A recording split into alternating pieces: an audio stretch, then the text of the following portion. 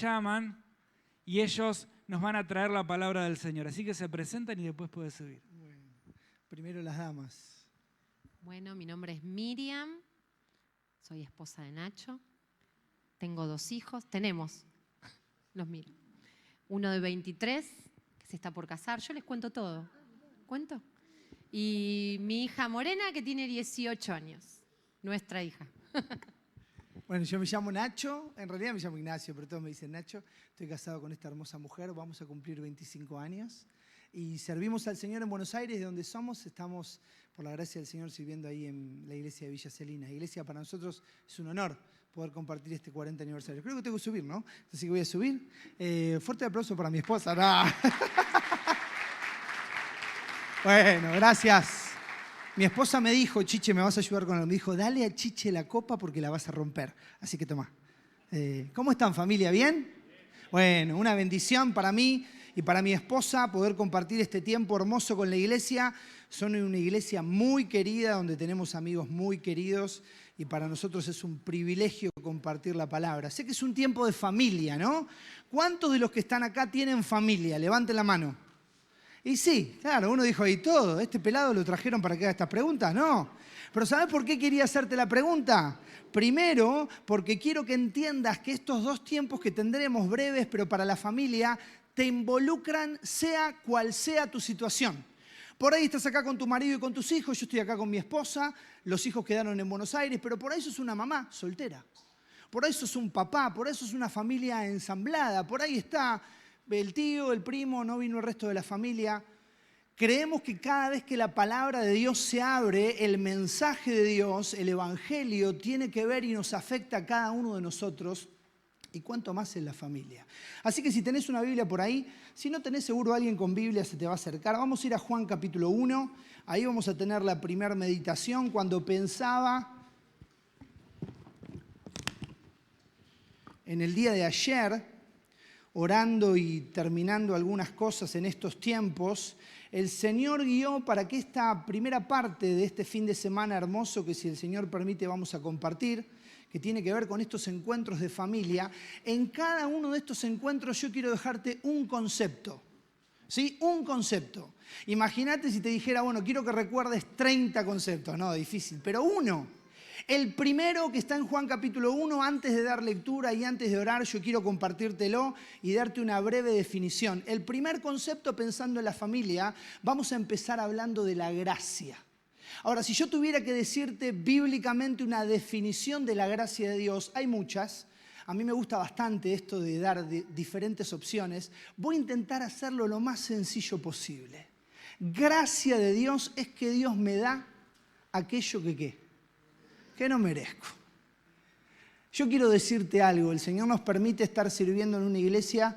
Yo soy pastor en la iglesia, antes estaba en otra iglesia donde también era pastor, pero quiero decir algo antes de arrancar. Si hay alguien en este lugar que no merece la gracia de Dios, soy yo. Yo quiero decirte, hermano, hermana, amigo, amiga, que yo miro el auditorio, pero cada vez que comparto la palabra pienso en mí. Y permitime que antes de orar diga que si hay alguien que tiene que agradecer a Dios por su gracia, ese soy yo. Él quiere darnos, escuchá, quiere darte en esta noche de su gracia, aunque no somos dignos. Aquellos que somos padres, la otra vez hablaba con un matrimonio de la iglesia que nos vino a dar una noticia cuando terminaba el culto. Él abrió su Biblia y tenían una foto de la ecografía. ¿Viste que ahora te dan fotos de la ecografía? Yo dije, qué feo ese bebé. Mi esposa me dijo, no, es la ecografía.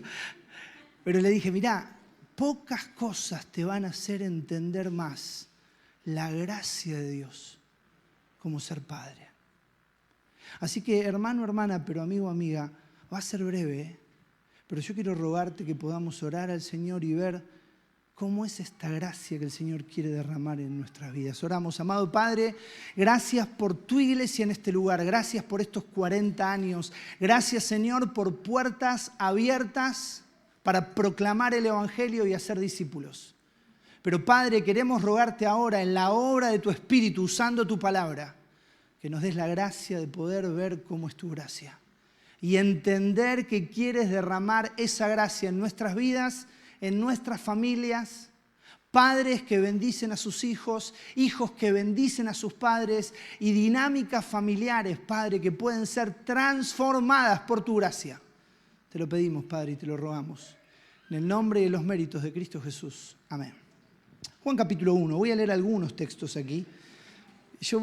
Les digo algo, tienen la iglesia tan pulcra. Yo voy a hacer algún lío, voy a tomar, se me va a caer. Por eso te di ahí la copa, porque le iba a destrozar la copa.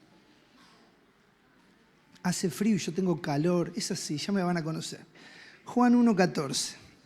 Vamos a leer la palabra. Dice así: y aquel verbo fue hecho carne y habitó entre nosotros y vimos su gloria. Gloria como del unigénito del Padre, lleno de gracia y de verdad. Leí el verso 14, quiero aclararte. Le pedí a los hermanos que pongan la NTV.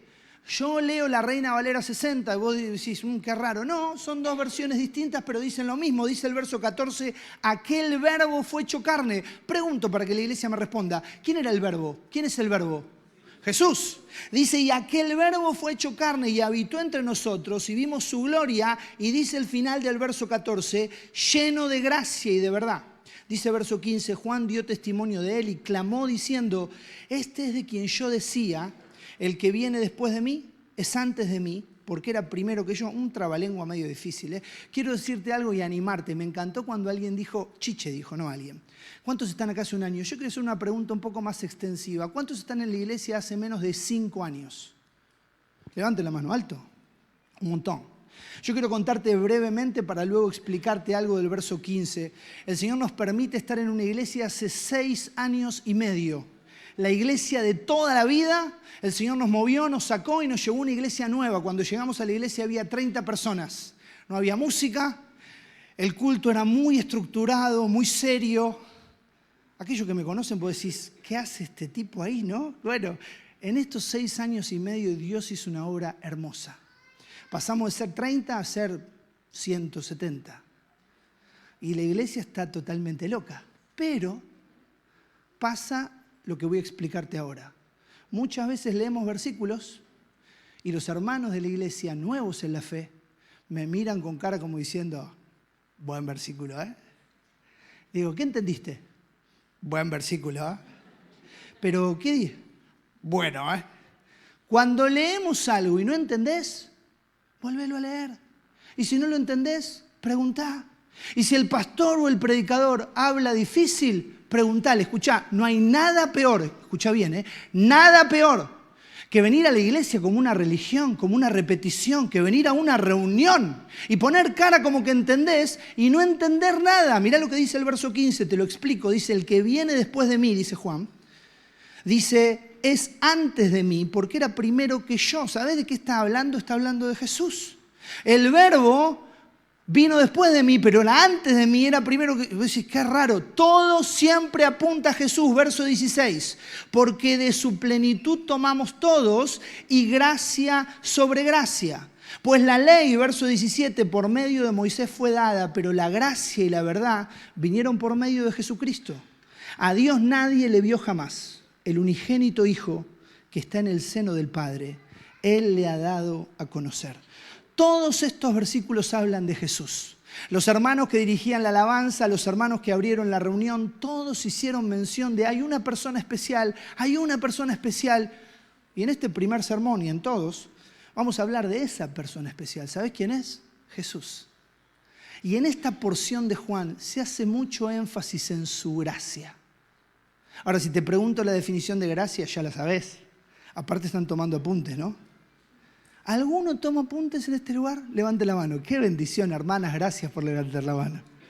El hermano dice, mi esposo toma apuntes, ¿viste?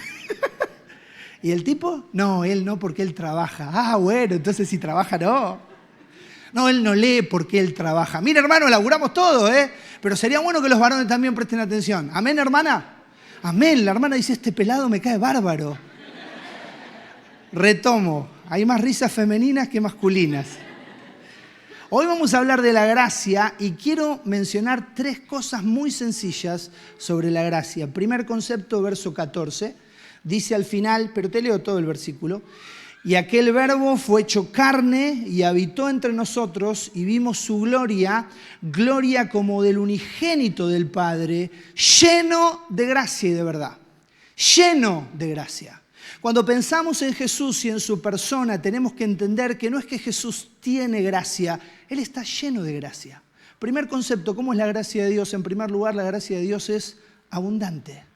Dice la palabra que Jesús es lleno de gracia. La palabra griega significa que hay algo que sobreabunda, algo que pareciera que va más allá de lo que se puede contener. Si yo lo explico de una manera bien sencilla y bien familiar, no sé qué cosas abundan en tu casa. ¿Qué decís? Mi casa está llena de... Yo voy a decirte algo, me encantaría decirte, mi casa está llena de bendiciones. ¿Viste que a veces? Mi casa está llena de canciones. Voy a decirte algo como padre de 2 jóvenes. Mi hijo, como compartió mi esposa, está a punto de cumplir 23 años y a punto de casarse. Estamos en esa etapa donde decimos lo vamos a extrañar y en otro momento quiero que se vaya ya. Y mi hija tiene 18 años. Hablé con un amigo, me dijo, qué linda que está tu hija. Me clavó un puñal en el corazón. Y quiero aclarar, mi hijo se va a casar en poquito tiempo, mi hija nunca. Amén. Ellos duermen en la planta alta y mi esposa y yo subimos a la planta alta para ministrar. No, subimos a bañarnos, a verlos. Y cada vez que subimos, cada día, tenemos un pequeño recipiente. Mirá, hay uno que ya está generando problemas, ¿viste? Un pequeño recipiente donde se pone la ropa sucia. Mi esposa, hacendosa, mujer virtuosa, la baja, la lava, ¿viste? Va al río, la pone en el lavarropa. Y a las 2 horas sube y con voz angelical mi esposa canta. Me dice, vení a ver lo que hicieron tus hijos. Yo digo, ¿qué pasó? Sí, es verdad, hermana, Dios te bendiga, gracias. Otra vez lleno de ropa sucia. Yo no sé qué abunda en tu casa. En mi casa abunda la ropa sucia. ¿Sí? La hermana dice, sí. Otra de las cosas que abundan... A ver, imagínate si te pregunto, ¿qué abunda en tu casa? Permitime que vuelva al texto bíblico. Cuando mirás la persona de Jesús, hay algo que tenemos que entender que es abundante en Él y es su gracia. Si yo te doy un ejemplo no de la vida cotidiana, sino de la Biblia, debería decirte que teniendo una charla con uno de sus discípulos, aquellos que me han escuchado predicar saben que cuando yo hablo de este discípulo digo que era argentino. ¿Cuántos eran los discípulos? 12, pero el líder de los 12 se llamaba y tomaba mate. Lo vas a ver con el mate. Vos sabés que Pedro se acercó al Señor y le dijo esto, no necesitas buscarlo, necesitas escuchar. Él le dijo, maestro, ¿hasta cuántas veces perdonaré a mi hermano? Y tiró una de argentino. ¿Eh? ¿Te acordás cómo sigue? Te lo digo yo. ¿Hasta cuántas veces perdonaré a mi hermano? Hasta 7. Y cuando tiró 7 pensó, Pedro, la rompí con esta. Porque los religiosos decían que debía perdonarse hasta 3. ¿Escuchaste eso? La religión que estaba alrededor de Jesús decía que uno debía perdonar a alguien hasta 3 veces. Entonces Pedro dijo, con esta la rompo. Con esta me coloco puntero en los discípulos. Con esta seguramente voy a ser la mano derecha del Señor. Y le dijo, Señor, ¿hasta 7? Y Jesús lo miró y le dijo algo que es una enseñanza para nosotros hoy. Vos recordás la respuesta. Y si no la recordás, te la recordamos entre todos. Jesús le dijo, ¿cuántas veces? 70 veces 7. Y para que no te pongas a hacer la cuenta o no me pongas a hacer la cuenta, ¿qué estaba enseñando Jesús? Que su gracia es abundante. Hermano, hermana, pero amigo, amiga, ¿has venido acá pensando que Dios ya no puede hacer más nada en tu vida? ¿Venís acá pensando que tu familia no tiene arreglo, que no tiene solución, que ya no hay más oportunidades para vos? El Señor nos lleva a mirar su palabra y a entender que en Jesús no solo hay gracia, Él es lleno de gracia y de verdad. Y la verdad a veces es cruel y duele, ¿eh? Viste que a veces aquellos que más nos aman nos dicen verdades difíciles. Yo estos días estuve hospedado en la casa de mis padres porque hay una misionera que vino y le dejamos nuestra casa. Y no tenemos una casa muy grande, no era que le podíamos dejar el ala este y nos fuimos al ala oeste, no. Le tuvimos que dejar la casa y nos fuimos a la casa de mi mamá. Mi mamá cada vez que me ve me da consejos de nutrición. me dice, qué buen mozo que sos, pero tenés que bajar un poco de peso. Y a mí me encanta. ¡No! La verdad duele a veces, pero te digo algo, no le digas a mi mamá, por favor, no le digas. Ella da consejos, pero es gordita mi mamá, ¿viste? Entonces yo le digo, retomo, no sé por qué fui ahí. La verdad no siempre es agradable. ¿Cómo puede ser que en una persona convivan estos dos conceptos? Lleno de gracia y lleno de verdad. Esto que nos conflictúa a veces, esto que a veces en la familia somos duros y nos escudamos en que estamos diciendo verdades. Viste que hay personas, dice la palabra, hay hombres, pero también se aplica a mujeres cuyas palabras son como golpes de espada. Y entonces le decís algo terrible a tu padre, a tu madre, a tu esposo, a tu esposa, a tus hijos, y los dejás lastimados, pero decís, bueno, pero es la verdad. Bueno, pero qué milagro pensar que en Jesús conviven estas dos maravillas, lleno de gracia y lleno de verdad. Cuando venís a Cristo, cuando venís al Señor, cuando te encontrás con Él o sos encontrado por Él, hay cosas que son durísimas, ¿eh? Hay verdades que uno ve al espejo que nos destruirían. ¿Sabes por qué no lo hacen? Porque Jesús está lleno de verdad, pero lleno de gracia. Primer concepto, su gracia es abundante, pero fíjate el segundo, está ahí en el versículo 16. Y vamos a intentar leer el 16 todos juntos. ¿Se animan? A mí me gusta esto de leer la Biblia todos juntos. ¿Sí? El 16. Y lo podemos leer de la pantalla. ¿Les parece? Así no lee cada uno de su Biblia. Me van cambiando de versiones. Así que poneme la otra, la de la Reina Valera 60, para los más 40. Ahí está. Vamos a leerlo juntos a la cuenta de 3, a la 1. Es fácil, ¿eh? A las 2 y a las 3. Porque de su plenitud tomamos todos y gracia sobre gracia. Y fíjate que Dios cuando quiere enseñarnos sobre un concepto, el primer concepto de esta primera reunión, ¿cuál es? Bien, los varones, bueno, los voy a dejar. Tranquilos, hermanos, oramos por ustedes. La gracia. Y el primer concepto era que la gracia era abundante, pero cuando Él quiere enseñarnos un concepto, salta de la Biblia, porque en el verso 16 dice al final, y lo leímos juntos, de su plenitud tomamos todos y gracia sobre gracia. Y vos decís, bueno, pero ya entendimos, la gracia es abundante, pero acá hay una enseñanza mayor. Otras versiones dicen una gracia tras otra. Otra versión dice una gracia apilada. Otra versión dice un regalo tras otro. La gracia de Dios no solo es abundante, sino que tiene otro concepto que yo quiero explicar brevemente. Es una gracia, y lo vas a tener en pantalla, no solo abundante, sino también renovable.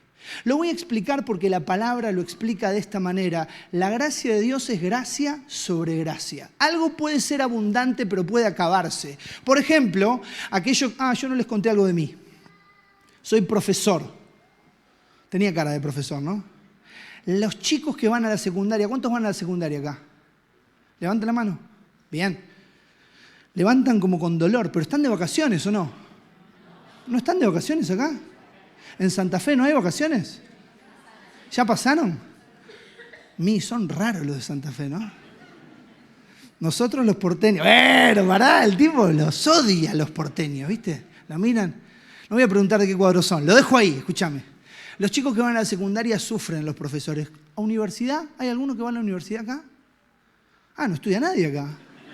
Va de nuevo la pregunta, ¿alguno va a la universidad acá? Vamos a orar por un ministerio universitario porque está en la B. ¿Cuántos son profesionales? No, ya está, no voy a preguntar más nada. ¿Cuántos tienen un auto, 2? No, el tipo era un curioso. Escuchá, te voy a enseñar algo bien de colegio. Algo puede ser abundante, pero acabarse. Por ejemplo, los recursos del planeta. Me voy para un lado que nada que ver, porque yo soy profesor de inglés, nada que ver. Los recursos del planeta, algunos son abundantes, pero no son renovables. Entonces, si el planeta o si la humanidad se gasta esos recursos, llega un punto que ¿qué? No hay más. De hecho, vamos a traerlo un poco más cercano, porque veo que no hay mucho universitario dando vuelta. ¿A cuánto le gusta comer? Yo tuve que entregar mi número, pero me hubiera gustado mucho responder esa pregunta. ¿Cuál es tu comida favorita? Es una pregunta difícil para mí, ¿eh? Yo debería decirte que asado, amén al asado, ¿no? Pastas, amén. Amén. Pizza, amén. Oye, si todo, ¿qué le gusta todo? Vamos a suponer que hoy me invitan a comer. Vos te darás cuenta que es muy caro invitarme a mí a comer. Es preferible regalarme ropa que invitarme a comer. Pero vamos a suponer que me invitás a comer y decís, ¿qué querés comer? Mi esposa aparte me hace hacer ayuno intermitente, ¿viste? Que está funcionando. Dios la bendiga a mi esposa. Entonces me invitan a comer y ¿qué me harías de comer, hermana? Por favor. ¿Qué? Guiso. Me gusta el guiso. ¿En qué? ¿Guiso de qué, hermana? Pensá bien. ¿Cómo? De arroz me perdiste. ¿Guiso de? Amén a las lentejas. Entonces llegamos a la casa. Mirá, aleluya. Hasta acá no prestó atención, pero dije lentejas y dijo amén. Amén. Entonces vamos a la casa de esta hermanita que se emocionó como yo. Bueno, tranquila. Oramos por ella. Nunca lo estuve tan atento como con el guiso de lenteja. Expliqué cosas teológicas, pero con el guiso de lenteja los perdí. Entonces vamos a la casa de ella, que nos encanta el guiso de lentejas. A mí me gusta, pero creo que a vos te gusta todavía más. Y hace una olla gigante de guiso de lenteja y vamos a comer con gente que sea de buen comer. ¿Quién hay de buen comer acá? Ahí está, yo sabía que ibas a levantar la mano. Estos son unos flacos. ¿Cómo es tu nombre? Vamos con José y nos comemos cada uno tranqui, 10 platos. 10 platos. Y después va la hermana otra vez a la olla de guiso y se da cuenta que el guiso de lenteja está a la misma altura. Entonces vamos a invitar a uno que coma un montón. ¿Quién? A Choco y a todos los locos del taller del maestro y los traemos. Y vamos a la hermana y nos comemos cada uno 10. Y José y yo seguimos comiendo, José. Mate, guiso. Y después de comer vamos y el guiso de lenteja está en la misma altura. Y entonces la hermana dice, ¿nos ponemos a vender guiso de lenteja? Bueno, es solo un ejemplo. No es un guiso abundante, es renovable.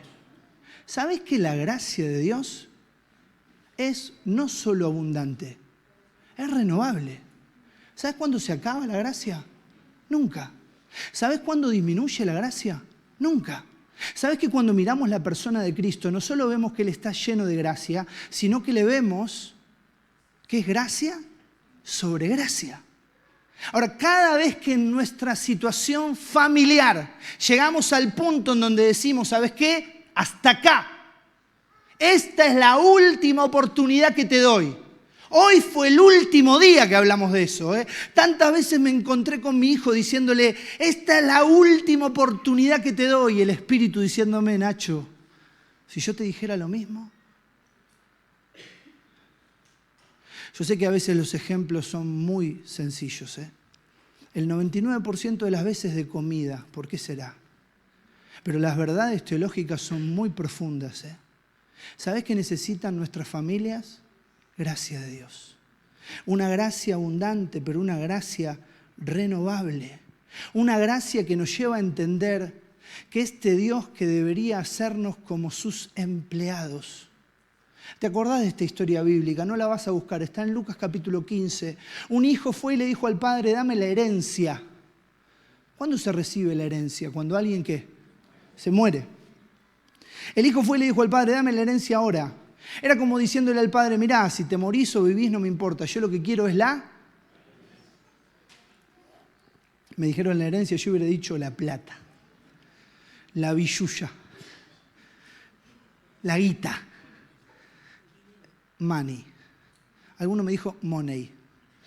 I'm an English teacher. Bueno, pará, una mala onda, de verdad, soy profe de inglés. ¿No lo creen? Yes. Le pidió la plata y se fue. Y dice la Escritura que se fue y vivió perdidamente. En la gracia de Dios, el Señor lo describe de esta manera general. Hizo un desastre de su vida. ¿Has hecho un desastre de tu vida? Yo quiero dar testimonio que yo he hecho por mucho tiempo y muchos años de mi vida un desastre de mi vida. Y cuando llegó al punto más bajo, cuando quería comer lo que comían los cerdos, dice la palabra en Lucas 15 que volvió en sí. Nosotros diríamos de una manera argentina que le cayó la ficha. Y entonces volvió a casa y volvía repitiendo lo que le iba a decir al padre. Le voy a decir, papá, he pecado contra el cielo y contra ti. Haceme como uno de tus empleados. Haceme como uno de los que limpian o cuidan el ganado en tu casa. Haceme como uno de los que limpian. Pero por lo menos recibime porque no tengo dónde ir. Y venía repitiendo esto y venía llegando a la casa y el padre le vio de lejos y salió corriendo a recibirle. Y este joven, esto que venía practicando, seguramente intentó decírselo. Haceme como uno de tus empleados. Y sin embargo el padre dijo, preparen una comida especial, traigan la mejor ropa, porque este es mi hijo que estaba muerto y está vivo. Y vamos a hacer un banquete y una celebración. Y me detengo en este concepto de la gracia, no solo abundante, sino renovable. Este Dios en el que a veces esperamos solamente que nos haga como uno de sus siervos, está dispuesto a sentarse a la mesa con nosotros. Amigo, amiga, hermano, hermana, la gracia de Dios nos ha sentado a la mesa con Él. Y yo debo confesar públicamente, ya llegando al final de este primer tiempo, que cuando pienso en la gracia de Dios y en las cosas que Él me permite hacer o disfrutar en la vida, digo, ¿qué hago acá, Señor? Yo quiero decirles que para mí es un privilegio predicar la palabra. Pero no solo acá, aunque son una iglesia querida, tienen un templo hermoso, tengo amigos que conozco hace muchísimos años y que son una bendición para mi vida. Es un privilegio compartir la palabra en cualquier lugar. Y cada vez que lo estoy haciendo le pregunto al Señor, ¿qué hago acá, Señor? Es mi gracia. ¿Te has acostumbrado a la gracia? Es como que nos sentamos a esa mesa, pero ya estamos acostumbrados. Entonces compartimos la palabra, o nos toca tocar un instrumento, o nos toca liderar, o somos pastores, pero ya está, es la gracia. ¿En serio? La gracia de Dios es aquello que debería conmovernos constantemente, porque no solo es abundante, es renovable. Termino. Dice Juan capítulo 1, verso 17 y 18. Porque la ley por medio de Moisés fue dada, pero la gracia, fíjate que se repite otra vez, y la verdad vinieron por medio de Jesucristo. A Dios nadie le vio jamás. El único Hijo, el unigénito Hijo que está en el seno del Padre, Él le ha dado a conocer. Acordate que el primer concepto es la gracia de Dios, una gracia abundante, una gracia renovable. Último concepto, una gracia accesible. Lo repito, accesible. Accesible, que está al alcance, que está cercana. ¿Y sabes por qué lo repito? Porque es interesante el contraste que Dios va a hacer en el verso 17 y en el verso 18. Va a ser el contraste entre la ley y la gracia, entre el monte donde Moisés subió para recibir las tablas de la ley, que se llamaba el monte Sinaí, y el otro monte o la otra dispensación que tiene que ver con la gracia. ¿Sabes que cuando Moisés subió al monte Sinaí para recibir las tablas, ese monte era un monte que daba miedo? Que se escuchaba una bocina, así dice la palabra, no sé cómo será la bocina, ¡bah! Salía humo, el pueblo no quería saber nada y le dijo, mira Moisés, anda vos, nosotros no queremos saber nada. ¿Sabes qué le dijo Dios a Moisés? Pongan un límite y que el pueblo no se acerque. Si se acerca a alguien, aún un animal, va a caer muerto. ¿Sabes qué es eso? Eso es la ley. Pero dice la palabra en el verso 17, la gracia y la verdad vinieron por medio de Jesucristo. A Dios nadie le vio jamás, pero el unigénito Hijo que está en el seno del Padre, otra vez Jesucristo, Él le ha dado a conocer. Cuando pensamos en no la dispensación de la ley, sino la gracia, no en el monte Sinaí, sino en el monte de Sión, dice Hebreos, es un monte al cual nos podemos acercar. ¿Y sabes por qué nos podemos acercar? Porque esta gracia ha sido hecha cercana, accesible a través de Cristo. Ahora yo me detengo porque tengo que terminar, pero en este último concepto quiero que pienses y te olvides por un instante del que tenés al lado. ¿Cómo está tu vida en relación a la gracia de Dios? Hermano, hermana, no te pregunto si sos creyente, ¿hace cuánto sos creyente? No te pregunto si servís a Dios. ¿Cómo estamos en relación a la gracia de Dios? Cuán conscientes somos de este Dios de gracia, de amor, una gracia abundante, una gracia renovable, pero una gracia accesible. Un Dios que estuvo dispuesto a hacerse hombre, a venir a vivir la vida perfecta, simplemente para armar, crear un camino nuevo y vivo entre los pecadores perdidos y un Dios 3 veces santo. Porque Jesucristo es aquel que dijo: yo soy el camino, la verdad y la vida. Nadie viene al Padre si no es por mí. Y yo sé que este es el momento para que si hay alguien que nos visita, puedas pensar quién es Jesús. Puedas mirar tu vida llena de pecado, puedas mirar tu vida condenada al infierno, a la separación de Dios, puedas mirar tu vida culpable delante de Dios y entiendas que este Dios tiene gracia para darte. Entiendas que este Dios mostró su amor de una manera que nadie lo hubiera hecho, porque dice la palabra que con todo moriría alguno por un justo. Y yo sé que tengo mamás que si les pregunto: mamá, ¿morirías por tu hijo? Diría: claro que sí. Pero si le preguntamos a esa misma mamá si moriría por alguien que es un violador, un asesino o alguien que no conoce, la mamá probablemente diría que no. Pero estoy absolutamente seguro que si a una mamá o a un papá no le preguntáramos si morirían ellos, le preguntamos si matarían a uno de sus hijos por alguien. Yo te dije que el mío está por cumplir 23. Es una bestia así. Pero todavía me parece que fue ayer que en la clínica me lo dieron por primera vez. Hermana, perdóname que diga esto, los hombres no sabemos cómo agarrar a un bebé, ¿viste? Me lo dieron por primera vez y yo dije: ¿qué hago? Y lo agarré. ¿Y sabés a qué tenía olor?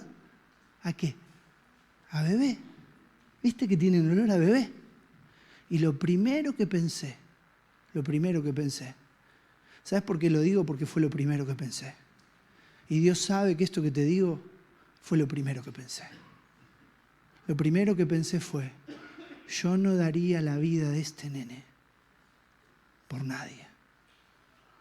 No por vos, No daría la vida de este nene por mi papá, o por mi mamá, o por mi primo, o por mi hermano, o por mi hermana. No daría la vida de este nene por nadie. Y en ese pensamiento humano, terrenal, egoísta, el mismo espíritu que sigue hablando a los corazones en esta noche me dijo: ¿y yo? Y fue una nueva oportunidad de recordar: miren qué amor nos ha dado el Padre, porque de tal manera amó Dios al mundo que ha dado su único Hijo, para que todo aquel que en Él cree no se pierda, mas tenga vida eterna. Iglesia, termino. El primer concepto es la gracia de Dios, una gracia abundante, una gracia renovable, pero una gracia accesible. Y en esta noche hay 2 opciones. Una opción: si estás acá con Cristo, mirar nuevamente a la gracia debe llenarnos de gratitud. Debe transformar la vida.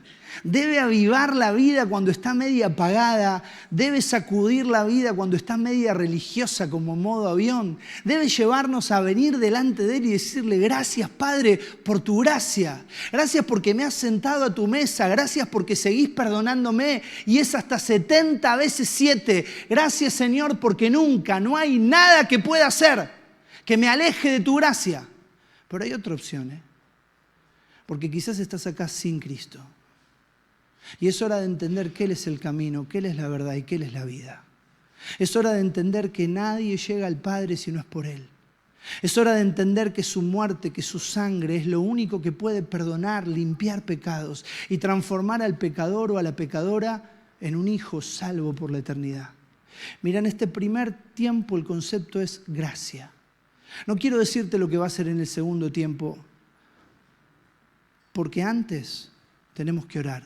Y antes de orar, vos tenés que orar. Y tenés que preguntarte delante de Dios antes de orar: ¿qué decisión necesitas tomar? Así que cerrá tus ojos, inclina tu cabeza. No pienses en el de al lado, no pienses en lo que vendrá después. Pensá en este Dios de gracia, en este Dios de amor. Pero en este Dios de gracia, una gracia abundante, lleno de gracia, una gracia renovable, gracia sobre gracia, pero una gracia accesible. No es algo para unos pocos, no es para aquellos que cumplen la ley, es para aquellos que vienen a Cristo. Él cumplió la ley. Él vivió la vida perfecta y murió en la cruz del Calvario para salvar a todo aquel que en Él cree. ¿Estás dispuesto a entregarte a Él en esta noche? A reconocer tu pecado y pedirle que te salve. Decile así en el silencio de tu corazón. Decile con tus palabras: Dios, te pido que me salves con la sangre preciosa de Cristo. Decile así, amigo: Dios, te pido que me salves con la sangre preciosa de Cristo. Creo que Él murió por mí, pagó mi deuda y resucitó para salvarme.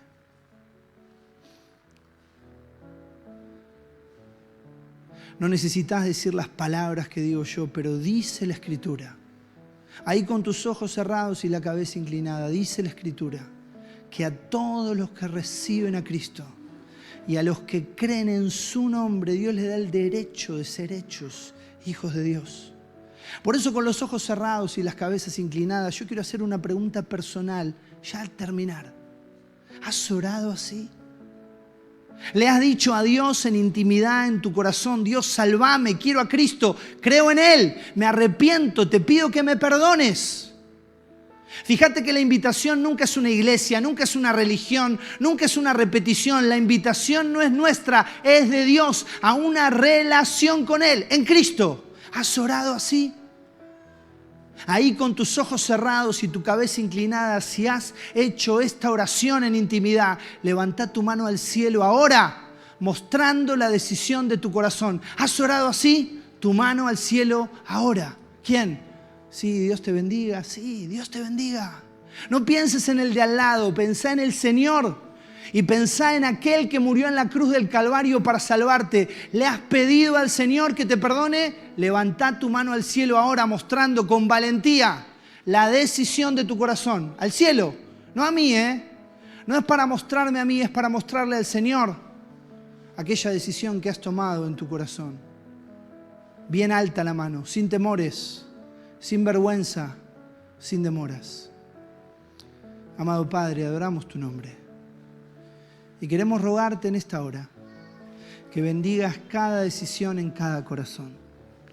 Nuestro Dios, queremos dar testimonio de que este lugar que abre sus puertas hace 40 años siempre ha tenido un solo propósito: proclamar el Evangelio de Cristo y hacer discípulos.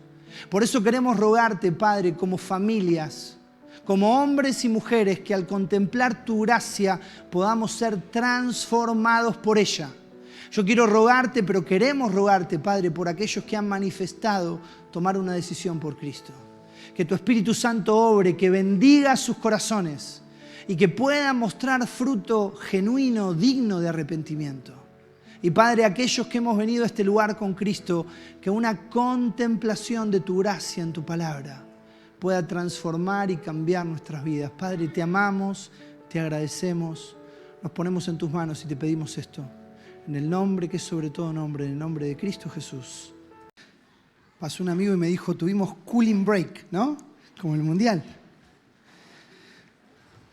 Hermanos queridos, ¿de qué hablamos en el primer tiempo? Y si se acuerdan los 3 conceptos, están masticando los criollos, yo los veo, ¿eh? Los estoy viendo, los envidio. Me trajeron un criollo, me quedó atragantado acá. Espero que mañana me reciban con mucho guiso de... 3 conceptos de la gracia. El primero, la gracia es. El segundo, la gracia es. Muy bien. Y el tercero, la gracia es accesible. Efesios capítulo 5.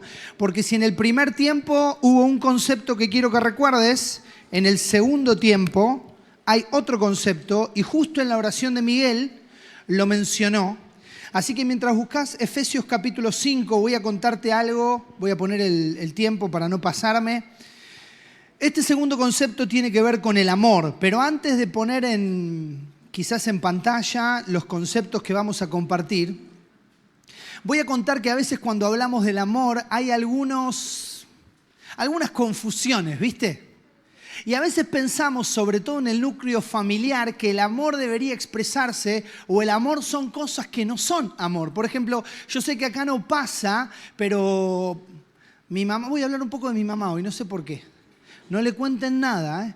A mi mamá le gustan las novelas coreanas. ¿Cuántos dicen amén? Ahí está, ¿viste? Eso, ¡ay! Y me dice, porque ahí los coreanos son geniales, me dice. Ah, mirá, le digo, ¿por qué? Porque es todo amor. Mirá vos. En la época mía de chico eran las venezolanas, ¿te acordás, no? Te amo, Carlos Alfredo. Y entonces vos decís, eso es amor, ¿ves? Los que son más grandes, Arnaldo André, que le pegaba un bife al otro. Hoy los más jóvenes escuchan del amor y dicen, claro, vieja, el poliamor. Sí, el amor. A veces hablamos del amor. Voy a contar otra cosa de mi mamá, pero no le cuentan. Yo no vengo de un hogar cristiano. Mis padres eran hippies. ¿Alguna vez les conté esto? Me parece que no. ¿Sí? ¿Les conté? Mi mamá se cansó descalza. Una loca total. Ahora tiene 74 años, ama al Señor. Pero es interesante cómo cuando mencionamos el amor, hay conceptos que no tienen nada que ver con lo que la Biblia dice de amor. Por eso cuando pensamos en familias, cuando pensamos en casas que puedan vivir el estilo de vida del amor, necesitamos ir a la palabra, necesitamos escuchar la voz de Dios y su consejo para que nosotros podamos entender verdaderamente qué implica vivir en el estilo de vida del amor. Como ya hemos orado, yo quiero dar lectura a Efesios capítulo 5, versículo 1 en adelante. Dice Efesios 5:1, sed pues imitadores de Dios como hijos amados, y dice el verso 2, escuchá, y andad en amor, como también Cristo nos amó y se entregó a sí mismo por nosotros, ofrenda y sacrificio a Dios en olor fragante. ¿Sabes que cuando la Biblia dice andad en amor, lo que está diciendo es vivan con este estilo de vida del amor? Ahora, cuando pensamos en nuestras familias, sobre todo en tu familia, pensá, yo pienso en la mía, muchísimas veces lo que describe la dinámica familiar no es el amor. Y a veces si pensamos vivir en amor, aplicamos esa verdad de una manera equivocada. Tenemos, por la gracia del Señor, en la iglesia muchísima gente nueva, y hace poco charlaba con un amigo y este amigo me decía, estoy teniendo problemas con mi esposa porque mi hijo, que no conoce al Señor, quiere traer chicas a casa. Y mi esposa, gente nueva en el Señor, me dice, y bueno, viejo, pero déjalo, es nuestro hijo. Y yo le tengo que explicar, me decía este creyente nuevo, que eso no es amor. ¿Sabes que a veces venís a la iglesia o venimos a la iglesia y decimos, bueno, pero escúchame, Dios es un Dios de amor? Y pregunto, iglesia, ¿es verdad eso o no? No escuché, ¿es verdad? Sí. Claro.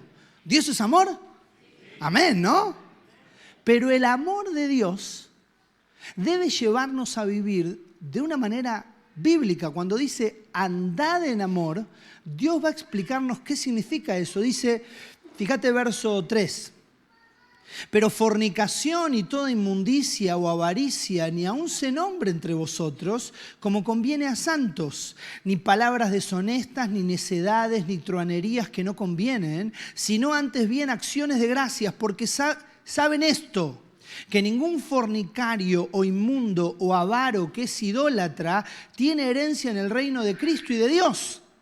Nadie los engañe con palabras vanas, porque por estas cosas viene la ira de Dios sobre los hijos de desobediencia. No sean, pues, partícipes o participantes con ellos, porque en otro tiempo eran tinieblas, pero ahora son luz en el Señor.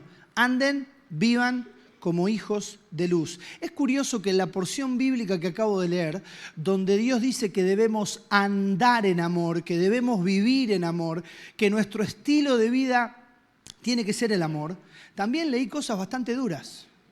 La pregunta que quiero hacerte, mientras seguís comiendo este cooling break, los veo comiendo y tomando, me están generando una envidia que no sé si es santa. Por eso entre criollo y budín y mate, quiero decirte algo.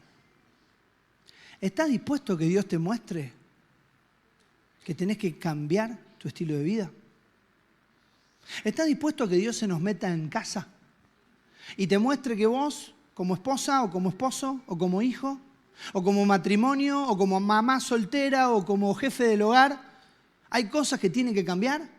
Y eso es vivir el estilo de vida del amor, pero el amor bíblico. Mirá, algunos conceptos, yo voy a intentar mencionarlos rápidamente, pero no por eso quiero dejar de darles importancia. Primer concepto, ¿qué implica el estilo de vida del amor? Verso 1 dice, sed pues imitadores de Dios como hijos amados y andad en amor como Cristo nos amó y se entregó a sí mismo por nosotros, ofrenda y sacrificio en olor fragante. El primer concepto es que para vivir el estilo de vida del amor tenemos que seguir el modelo correcto. Hermanos, hermanas, todos tenemos modelos en la familia. Yo les conté cosas de mi familia y otras no les conté porque algunas me dan como medio vergüenza, pero algo interesante, por lo menos a nosotros nos pasa. Un hijo es muy parecido a mí y la otra hija es muy parecida a mi esposa. Mi hijo habla hasta por los codos. ¿Saben a quién sale? Sí, ¿no? ¿Cuántas hermanas dicen mi marido habla más que yo? Sabía que ibas a levantar la mano, Esther, lo sabía.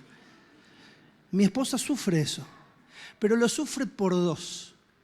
Porque mi hijo habla hasta por los codos. Estudia abogacía. Yo le dije, vos no tenés que estudiar. Vos tenés que ir a pedir que te den porque vos ya sos abogado. Vos naciste abogado. Entonces, ahora que se está por casar, viene y te dice, yo espero, escucha esta, yo espero poder ser la mitad de buen padre de lo que has sido vos. Y yo lo miro y le digo, vos sos un chanta puffy, ¿eh? Yo quiero decirte algo, que se lo digo a mi hijo. Yo como padre he tenido muchas más cosas malas que buenas. Quiero aclararte, vos también, ¿eh? Porque a veces nos subimos como un caballo que no es nuestro, ¿eh? No, porque tendrías que ser como tu madre, porque la verdad que tu madre... Yo aclaro, ¿eh? El modelo no soy yo, ni sos vos. El modelo no es el rey David, no es Sansón. El modelo no es ningún personaje bíblico, ni ningún hermano o hermana que sirve al Señor. El modelo correcto es Cristo. Por eso cuando pensamos en el estilo de vida del amor, yo quiero aclarar. Y esto no significa que no debemos honrar a aquellos que nos han dado un ejemplo de fidelidad al Señor y de servicio y de integridad. Es una bendición. Yo quiero decir públicamente que escucharlo orar a Miguel y saber de sus años de testimonio y de fidelidad, para mí es una bendición.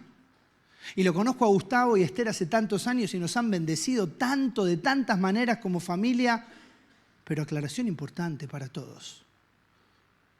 El modelo es Cristo. Y qué bendición, escucha esto, que de este lugar se levanten hombres y mujeres con un compromiso firme de decir, yo quiero vivir en amor y para eso quiero todos los días intentar imitar lo más que pueda, a Cristo. No a mi papá o a mi mamá, porque después viene la otra, que alguien lo dijo por ahí. Cuando los hijos meten la pata, ¿viste? Y lo ve la madre, le dice al padre, este es tu hijo. Y cuando lo ve el padre no dice nada, los padres son unos santos. Pero la madre dice, ¿viste? Esto es tu hijo. No hay ninguna posibilidad de que si vos y yo intentamos imitar a Cristo, haya algo que veamos en Él que nos haga decidir mal. Yo sé que quizás venís acá con modelos en tu familia terribles, ¿eh? Padres que no han ocupado su rol, madres que no han ocupado su rol. Personas que debían cuidarte, amarte, que te han lastimado. Y muchas veces vamos replicando, repitiendo esos errores. Bueno, en Cristo hay un nuevo comienzo. En Cristo hay una posibilidad de empezar a vivir un estilo de vida totalmente distinto. Dice, sed imitadores de Dios como hijos amados, andad en amor. Hermano, hermana, el modelo correcto a seguir es Cristo. Pero no solo eso, dice el versículo 3 y el 4, y acá se complica porque tengo que leer una lista larga. El Nuevo Testamento es un libro de listas y acá es una lista que no es muy feliz. Pero acordate que el contexto es andar en amor. Dice, pero fornicación, yo voy a ir en cada palabra explicándola, intimidad sexual fuera del matrimonio, toda inmundicia, pensamientos corrompidos, avaricia, amor egoísta, querer tener más, ni aun se nombre entre vosotros como conviene a santos, ni palabras deshonestas, conversaciones que no os suman, ni necedades, hacer cosas sin pensar, sin medir las consecuencias, ni truanerías. ¿Sabes que la palabra griega para truanerías es el humor sucio? Dice, ni truanerías que no convienen, sino antes bien acciones de gracia, porque sepan esto. Dice que ningún fornicario o inmundo o avaro que es idólatra tiene herencia en el reino de Cristo y de Dios. Y vos decís, Nacho, no entiendo, me habla del amor, de la gracia y me mandás esta lista. Me liquidaste con la lista. ¿No era andar en amor? ¿No era paz y amor? ¿Qué es esta lista? Ahí es donde todos tenemos que ser llevados al amor bíblico. La primera característica de un estilo de vida del amor es que seguimos el modelo correcto, pero la segunda es que no toleramos el pecado. Yo quiero decir algo interesante, pero muy difícil de decir. Lo digo con la impunidad de que hasta acá me siguen invitando, pero por ahí es la última. Espero que no. Una marca de un hijo de Dios y de una hija de Dios es que cambia la relación con el pecado. Yo no puedo justificar bíblicamente que alguien diga que es un hijo de Dios, una hija de Dios, que se ha encontrado con Cristo y sigue viviendo en una vida de pecado igual que antes. No hay posibilidad. Cuando Cristo llega a tu vida, algo tiene que cambiar. Y yo voy a explicarlo de una manera dura, pero espero que sea clara. A veces reducimos el evangelio a una decisión. ¿Está mal? No, no está mal. En la primera reunión compartimos el evangelio y hicimos algo que la iglesia hace, que es invitamos a tomar una decisión, a poner tu fe en Cristo. Y manifestarlo incluso levantando la mano, y alguno se te acercó y hablaron y te explicó mejor o le compartiste qué decidiste, y eso está muy bien, pero yo voy a aclarar algo bíblico. Si eso verdaderamente pasa, dice la palabra que el Espíritu Santo viene a morar a tu vida. Pregunto, ¿se va el Espíritu Santo? No, la morada del Espíritu Santo es permanente. Desde el momento de creer, dice la palabra que es las arras de nuestra herencia. O sea, es el adelanto que Dios nos ha dado para que sepamos que vamos a ir al cielo. Es Dios viviendo en nosotros. ¿Sabés qué hace el Espíritu Santo? Nos anhela celosamente. Nos reclama como su posesión. ¿Sabes qué significa? Que cuando alguno está en Cristo, es nueva criatura. Y entonces vos vas a la misma esquina, buscás la misma página de internet que buscabas antes, te juntás con los mismos pibes, con los que hablaban de las mismas cosas, pero si estás en Cristo, algo te pasa. Y dices, che, ¿qué me pasa? ¿Qué me pasa? Que vengo al mismo lugar, estoy intentando hacer lo mismo que hacía antes y hay algo que no me deja en paz. Hay algo que no me deja vivir. ¿Qué pasa que llega no sé qué día? Creo que es jueves uno de los días que tiene reunión. ¿Qué pasa que llega el jueves a la noche y tengo ganas de ir a... ¿Qué jueves a la noche? Voy a ir a... Hermano, hermana, cuando Cristo llega a la vida, algo tiene que cambiar en tu vida. Y una de las marcas, una de las características de seguir el modelo bíblico, el estilo de vida del amor, es que nuestra relación con el pecado cambia. Eso significa que somos perfectos, que no pecamos, que no ofendemos, que no decimos absolutamente nada fuera de lugar o que no pensamos nunca mal de nadie. No. Somos pecadores, pero perdonados, redimidos, que tienen en esa fe que el Señor nos ha dado la voluntad de obedecer. Yo no quiero transformarlo en algo muy personal, pero deberías pensar esto. ¿Han cambiado cosas en tu vida desde que Cristo vino a tu vida? Y si sos como yo, que hace muchos años estás en Cristo? Yo, hermana, recibí a Cristo a los 5 años. O sea que hace 30 años... No, mentira. 30 años y si está arruinado, ¿no? ¿Viste? Fue como con delay. Eso es por los criollitos que te están ahí haciendo. Yo tengo 47, a los 5, hace 42 años que estoy en Cristo. Es un montón. Pero como ahora soy pastor, ya está, no cambia nada. Debería seguir cambiando mi vida y tu vida. Y parte de lo que tenemos que cambiar es cómo nos relacionamos con el pecado que está a la puerta, que nos asedia. Ahora, fíjate, si queremos vivir en el estilo de vida del amor, primero hay que seguir el modelo correcto. Y el modelo correcto es Cristo, siempre. En segundo lugar, no deberíamos tolerar el pecado, o por lo menos deberíamos empezar a relacionarnos con el pecado de una manera bíblica. Algún profesor de instituto bíblico hace muchos años me decía, el pecado en la vida del creyente es un accidente. Debo decirle a mi profesor que no estoy de acuerdo. Hoy veníamos saliendo de Buenos Aires y vimos un accidente. Te lo voy a describir lo más cortito posible. No sé qué le pasó al camionero, pero veníamos por Panamericana y la caja del camión le quedó clavada en el puente. Los muchachos me entendieron, ¿no? Las chicas me miran como diciendo, ¿qué? Ay, qué machirulo, dijo una. Sí, tengo 47, soy medio machirulo. Escuchá, eso es un accidente. Cuando vos le hablas mal a alguien, cuando vas a ver una página de internet que sabés que no va, no es un accidente. Es algo que voluntariamente vas y haces. ¿Y sabes cuál debería ser nuestra relación con el pecado? Bueno, dice la palabra que el que encubre sus pecados no prosperará, pero el que los confiesa y se aparta alcanza misericordia.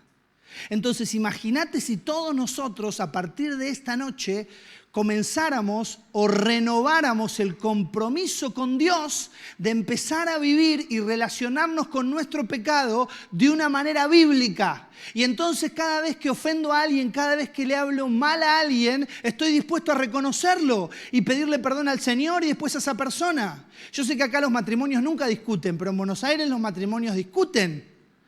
Acá en Santa Fe no pasa, ¿no? Y cuando discuten, ¿quién pide perdón? ¿A cuántos le pasa que siempre es uno y el otro no viene? Bueno, pero pará, no quiero generar disturbio, porque empieza a volar la silla, ¿viste? No, pero ¿sabés quién debería tener la iniciativa? Yo. ¿Por qué? Porque Dios hace eso conmigo. Y no deberíamos irnos a dormir enojados. ¿Por qué? Porque la Biblia dice que no se debe poner el sol sobre nuestro enojo. Y entonces vos y yo empezamos a movernos y a relacionarnos con el pecado de una manera bíblica. ¿Y sabés qué es eso? Eso es andar en amor. A veces pensamos que andar en amor es algo que no tiene nada que ver con lo que la Biblia dice. Andar en amor es seguir el modelo correcto. El modelo correcto es Cristo. Pero andar en amor tiene que ver con no tolerar el pecado. Ahora, fíjate algo más, porque la hora avanza y me dijeron, y quiero ajustarme a los tiempos que me dieron. Efesios capítulo 5, fíjate lo que dice versos 5 y 6. Porque saben esto, que ningún fornicario o inmundo o avaro que es idólatra tiene herencia en el reino de Cristo y de Dios. Mirá lo que dice el 6.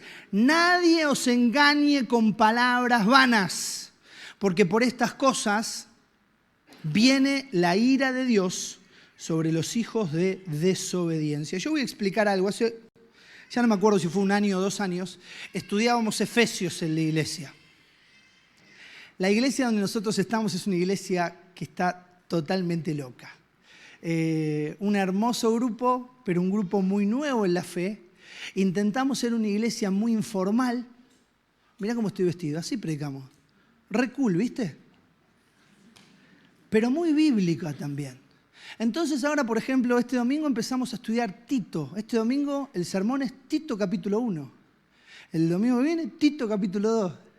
Oye, sí, no, pero quería algo más copado. Más copado que la Biblia, no se me ocurre, ¿eh? Hace un par de años estudiábamos Efesios 5. Quiero explicarte esto. ¿Sabes por qué el 5 y el 6 dice así? Porque los efesios estaban atacados por un grupo que se llamaban los gnósticos. ¿Sabes qué decían los gnósticos? Si vos sos de Dios, lo que hagas con tu cuerpo no importa. Está todo bien. Porque los seres tenemos dos partes, una material y una inmaterial. Con la material podés hacer lo que quieras. Podés comer todo el guiso de lentejas que quieras. Podés acostarte con cualquier persona. Podés hacer lo que quieras porque tu parte material, escuchá, no afecta a tu parte inmaterial. Esa es la herejía que estaba detrás de Efesios. Entonces, cuando te leo ahora, dice verso 6, nadie los engañe con palabras vanas, porque por estas cosas viene la ira de Dios sobre los hijos de desobediencia.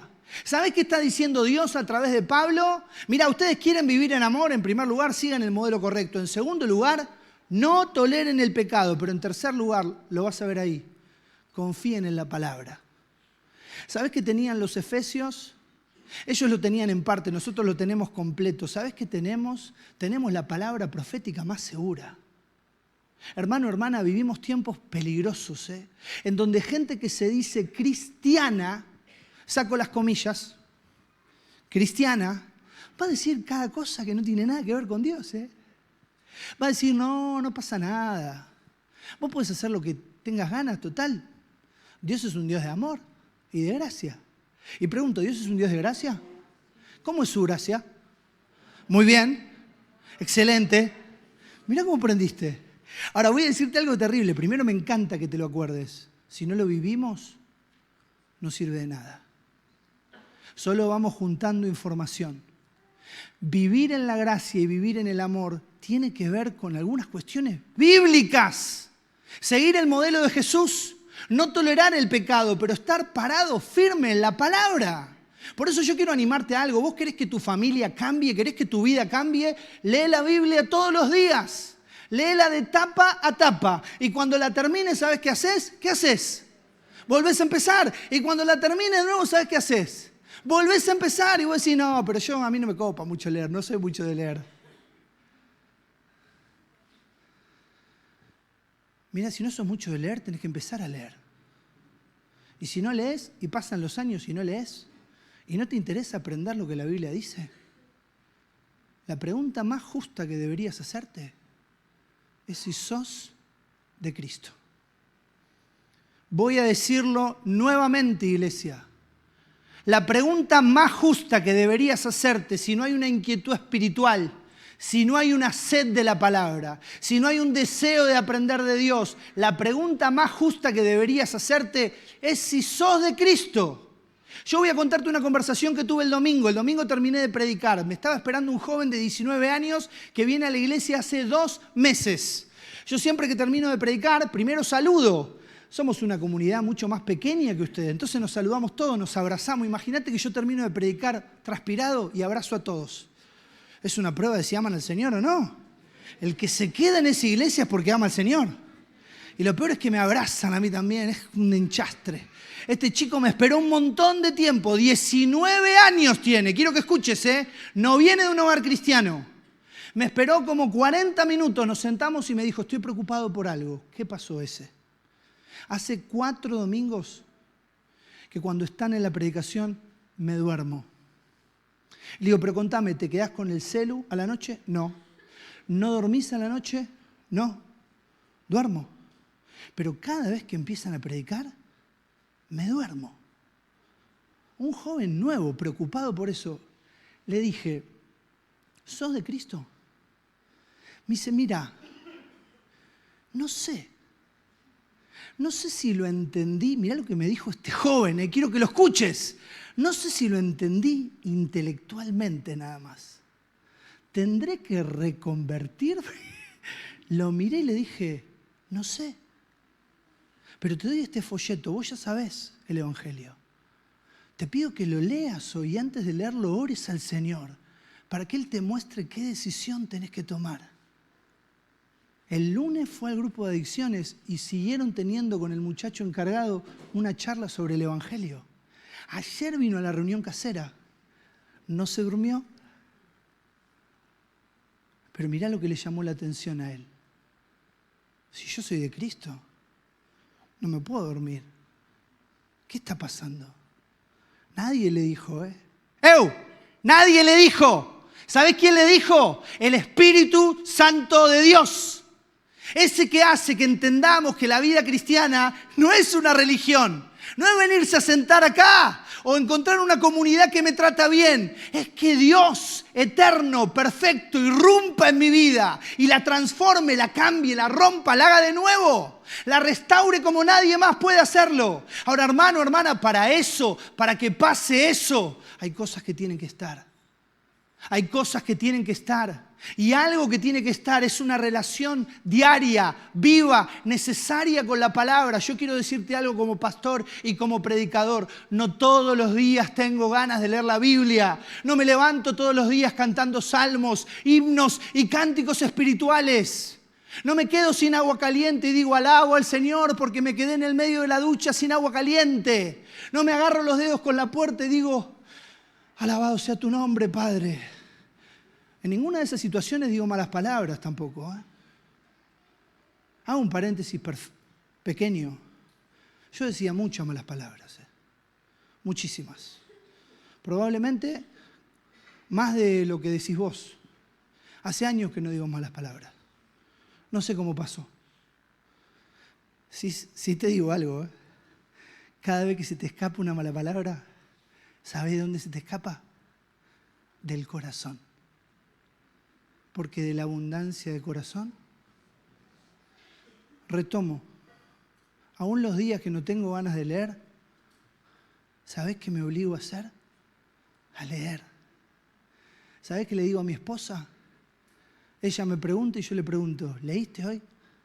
¿Sabés qué hago con mis hijos? Le pregunto, che, ¿leíste hoy? ¿Sabés qué hago en la iglesia? Le digo, che, ¿leíste hoy? A veces no le pregunto si va a venir a la reunión, le digo, ¿leíste? Necesitamos confiar en la palabra.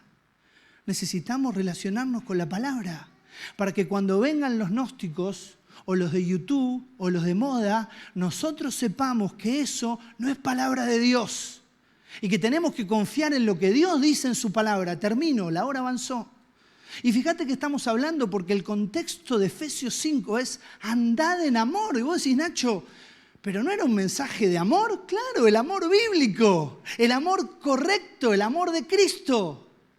Ese que escribía en tierra y le trajeron a la mujer sorprendida en el acto mismo de adulterio. ¿Te acordás, no? Él estaba escribiendo en tierra, muchos especulan y puede ser que el Señor Jesús estaba escribiendo la ley.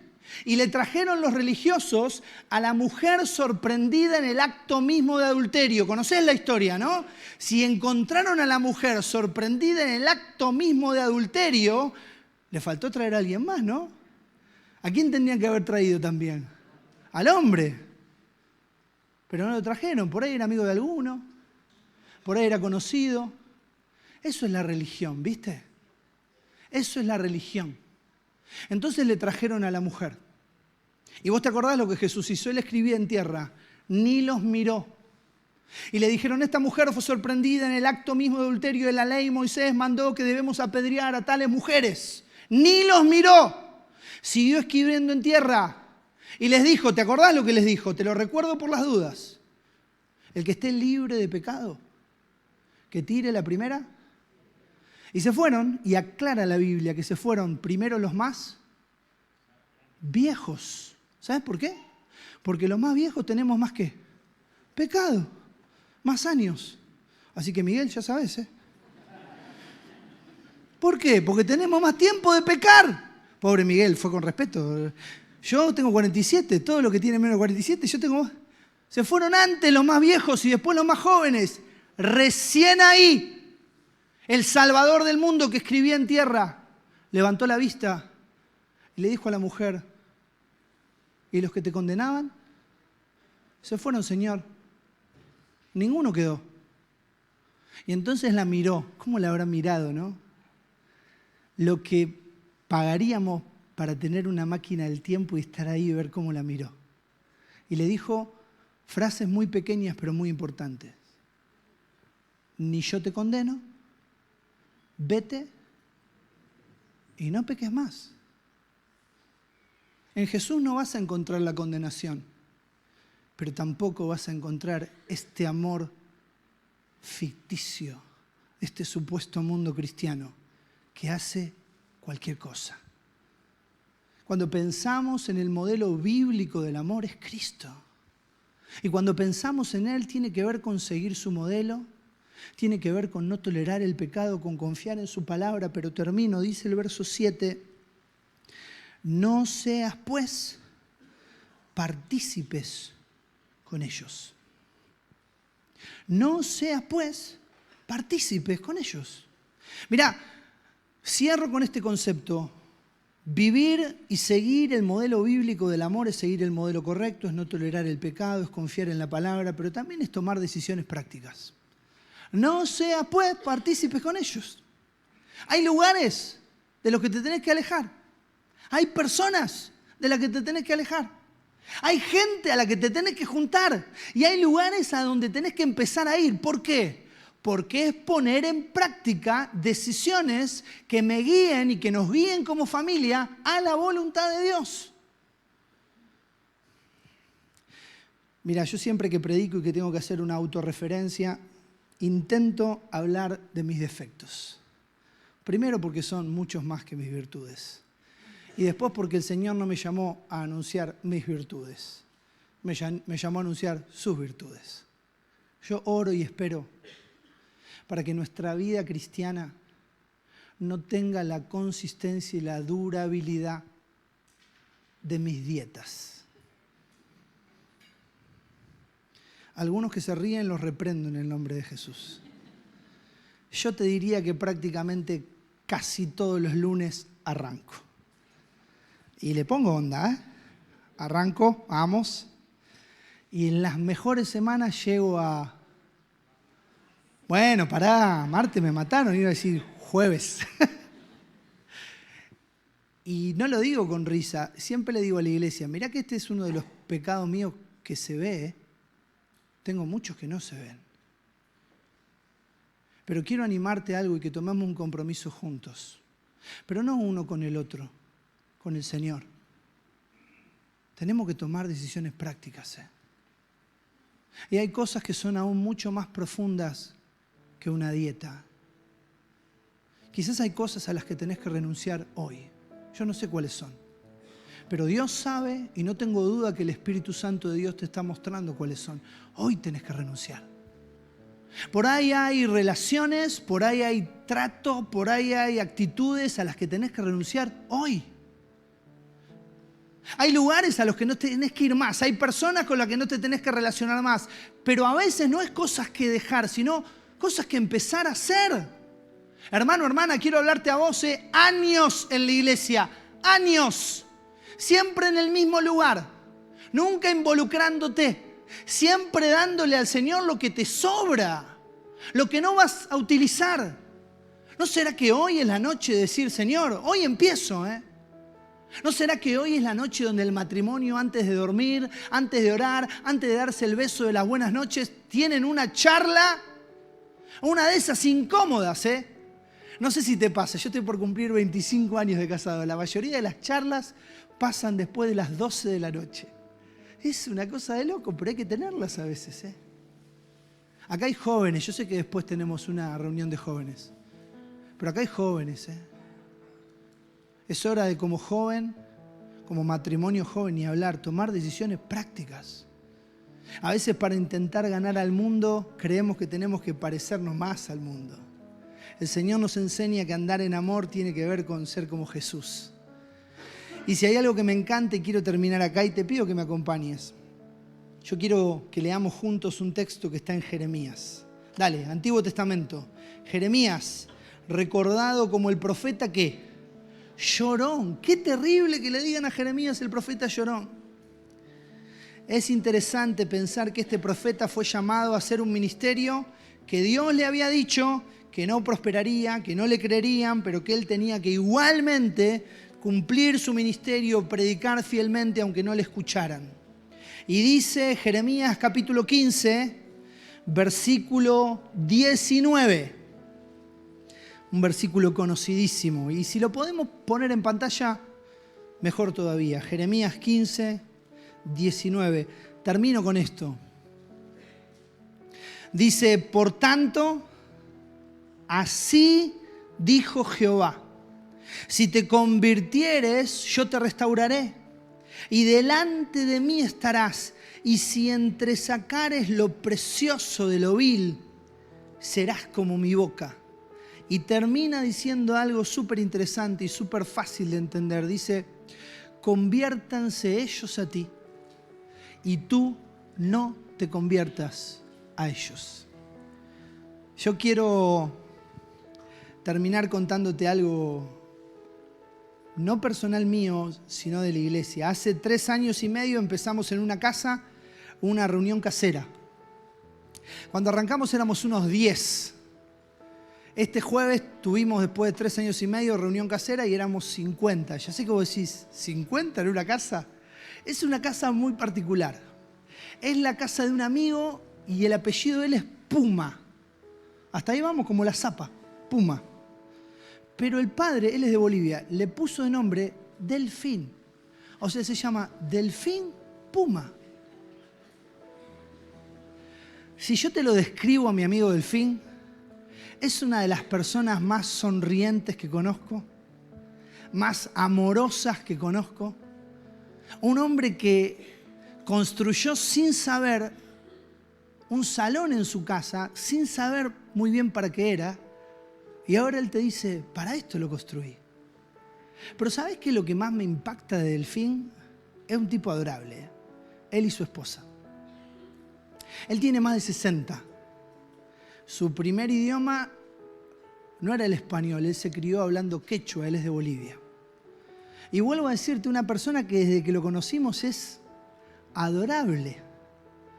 Es un Winnie Pooh, boliviano, pero un Winnie Pooh. Cada vez que da testimonio, él dice, y sus hijos están ahí, yo era un borracho, yo era un malhumorado, yo maltrataba a mi esposa y a mis hijos. Y te digo algo, cada vez que lo escucho pienso, no puede ser que este hombre haya sido eso antes. Porque si no me lo estuviera diciendo él delante de su familia, yo no lo creería. Es un milagro. Es el milagro de Cristo en la vida. Cuando eso no te pasa, nunca, cuando eso no te pasa, lo más justo es preguntarte, ¿quién es Cristo para vos? Porque Él es este Dios de gracia, pero Él es este Dios que en firmeza y en amor nos anima, nos invita, nos confronta para que verdaderamente sigamos y vivamos el estilo de vida del amor. Cerra tus ojos, inclina tu cabeza y toma un tiempo personal.